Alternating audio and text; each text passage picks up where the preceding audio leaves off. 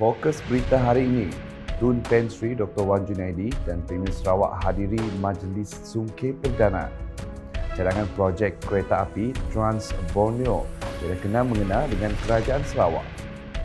212 kontijen sertai perarakan hari jadi Dewa Seng Ong Kong. 61 penerima geran MRP N56 Dalat Fasa 1 berjumlah keseluruhan RM748,355.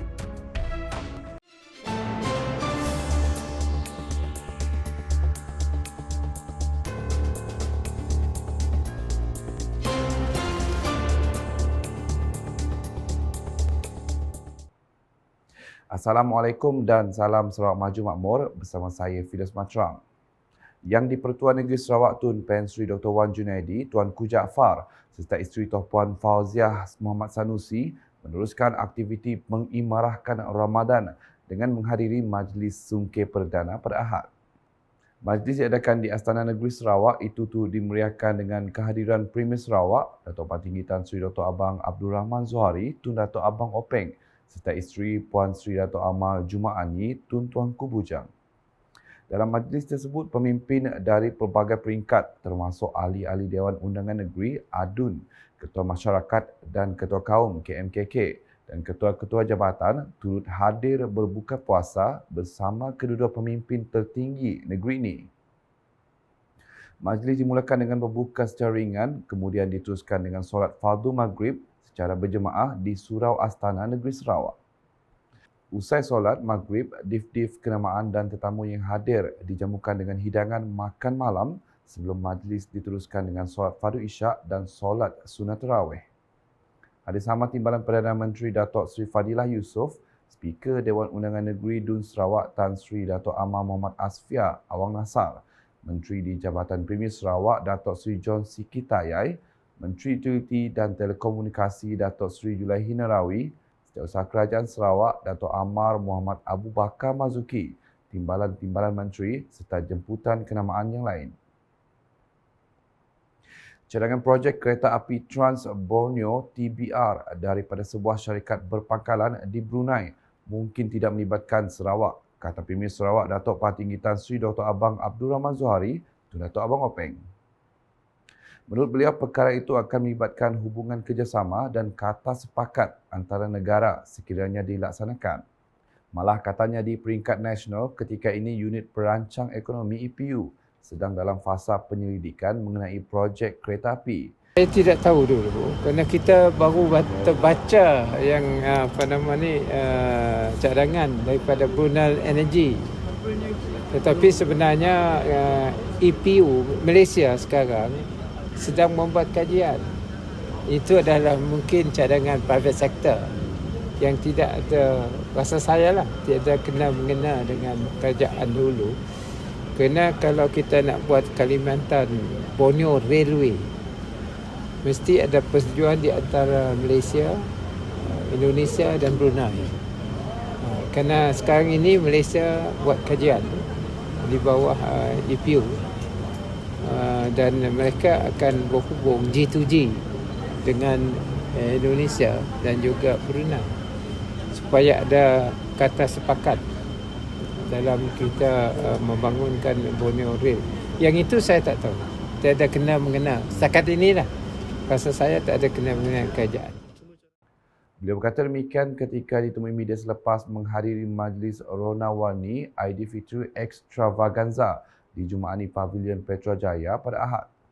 Sebelum ini tular di media sosial berhubung laporan cadangan syarikat dari Brunei, Brunergy utama untuk melaksanakan projek kereta api berkelajuan tinggi Kepulauan Borneo yang akan dibina dalam dua fasa membabitkan laluan sepanjang 1,620 km. Fasa pertama projek menyasar untuk menghubungkan bandar kuasa ekonomi di pesisir barat yang bermula dari Pontianak, Kalimantan Barat dan berakhir di Kota Kinabalu, Sabah.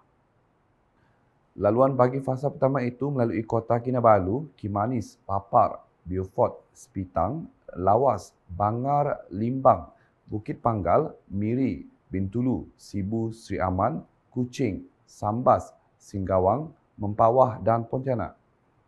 Manakala fasa kedua akan menelusuri utara dan timur Kalimantan yang menghubungkan laluan utama dengan bandar besar Borneo iaitu Samarinda dan kemudiannya dengan ibu negara Indonesia iaitu Nusantara. Laluan tersebut merangkumi Bukit Panggal, Long Seridan, Beklalan, Long Bawan, Melinau, Tanjung Selor, Tanjung Redep, Pengadan, Lubuk Tutong, Bontang, Samarinda dan Balikpapan. Sebanyak 212 kontingen telah menyertai perarakan Hari Jadi Dewa Seng Ong Kong pada Ahad. Timbalan Premier Sarawak Datuk Amar Profesor Dr. Sim Kui Hian berkata, penganut daripada Sabah, Selangor, Kedah dan Johor juga telah menyertai perarakan keagamaan terbesar di Sarawak tahun ini. Beliau berkata demikian semasa ditemui media semasa perarakan itu di Kuil Hong San Si di Kuching pada Ahad. Dalam majlis sama beliau turut menyampaikan sumbangan kepada para peserta kontingen. Perarakan keagamaan tersebut bermula pada jam 4.30 petang dan diadakan di sekitar Jalan Wayang, Jalan Padungan, Jalan Tun Abang Haji Openg dan Jalan Kapenter. Perarakan kali ini menonjolkan naga api sepanjang 188 kaki selain tarian singa, tarian naga dan pelbagai lagi persembahan oleh kontingen yang mengambil bahagian. Sebanyak RM748,355 geran projek kecil luar bandar MRP N56 Darat Fasa 1 disampaikan kepada 61 penerima dalam majlis secambak kasih sempena Hari Raya yang diadakan di Kompleks Kebajikan Dalat pada Sabtu. Geran diserahkan oleh Menteri Pembangunan Wanita, Kanak-kanak dan Kesejahteraan Komuniti Sarawak merangkap Adun Dalat Datuk Sri Fatimah Abdullah itu melibatkan geran aktiviti dan projek. Jumlah geran MRP tersebut termasuklah peruntukan untuk pembinaan infrastruktur, baik pulih dan pembangunan fizikal bagi projek berskala kecil selain daripada untuk tujuan aktiviti-aktiviti tahunan NGO atau jawatan kuasa yang menerimanya.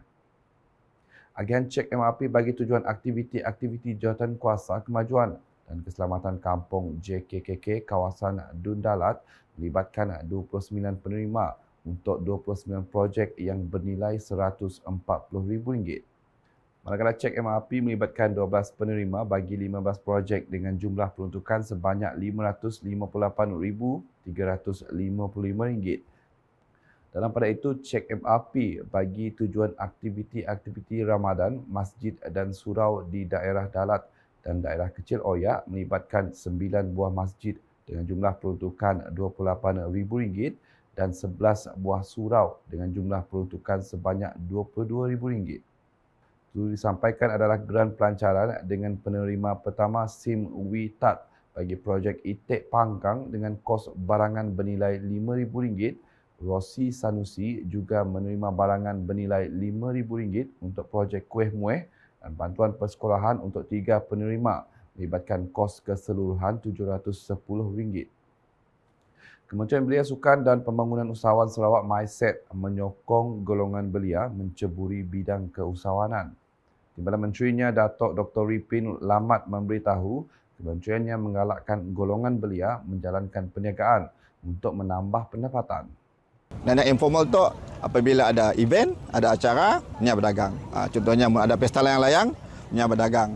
Jadi itu adalah satu petanda yang mana unsur-unsur ciri keusahawanan ya memang ada di kalangan belia. Walaupun yang on off ada masanya berdagang, ada agensi, tapi at least tidak ada minat dan juga macam ada inisiatif untuk mendapat extra income untuk diri sida. Jadi ini amat kita galakkanlah. Dia berkata demikian semasa ditemui media pada program Juh Perambeh Sungkeh at Bintulu 2024 pada Sabtu. Dalam perkembangan lain, Datuk Dr. Ripin berkata 3 acara sukan Malaysia Sukma akan diadakan di Bintulu iaitu Muay Thai di Naim Paragon Street Mall, sepak takraw di Stadium Muhibah dan bola sepak di Dewan Suara. Beliau juga menyeru masyarakat Sarawak menjaga keharmonian dan saling menghormati antara satu sama lain.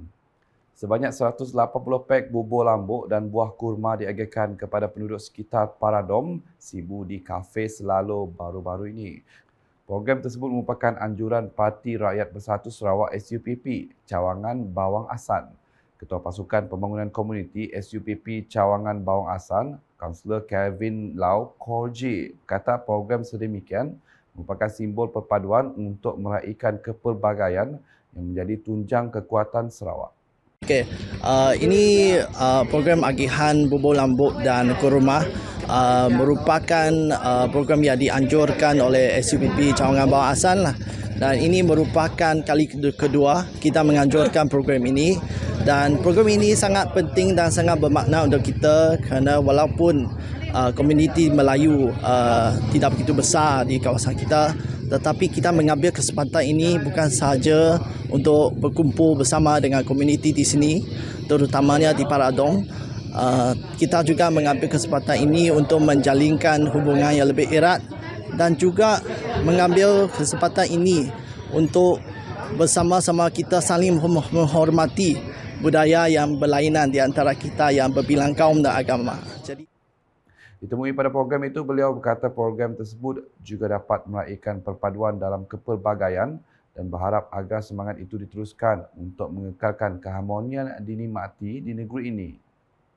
Sekian edisi tengah hari bersama saya Fino Matrang. Sebelum mengakhiri berita, sila like, share dan follow semua platform media sosial UKAS termasuk portal ukas.sarawak.gov.my dan UKAS channel di YouTube untuk perkembangan terkini berita dari Sarawak. Mengakhiri buletin tengah hari dengan sorotan sekitar Majlis Sungkir Perdana yang di-Pertuan Negeri Sarawak Tun Pen Sri Dr. Wan Junaidi, Tuanku Jaafar serta isteri Tuan Puan Fauziah Muhammad Sanusi dan barisan pemimpin Sarawak. #saluran informasi rakyat Salam UKAS.